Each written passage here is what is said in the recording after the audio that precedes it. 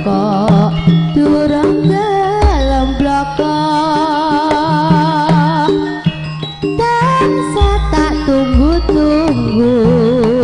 anggonmu mer sapa karo aku rerencene sekar mlati iku lablak tresnan sejati senadyan kaya ngopo jroning ati ora bakal citra yen pinuju aku ketemu karo sliramu tak rewangi nelongso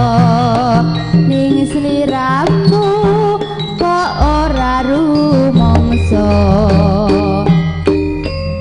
rerencene sekar mlati iku lambang katresnan sejati senadyan kaya ngopo jroning ati ora bakal titya yen pinuju aku ketemu karo sliramu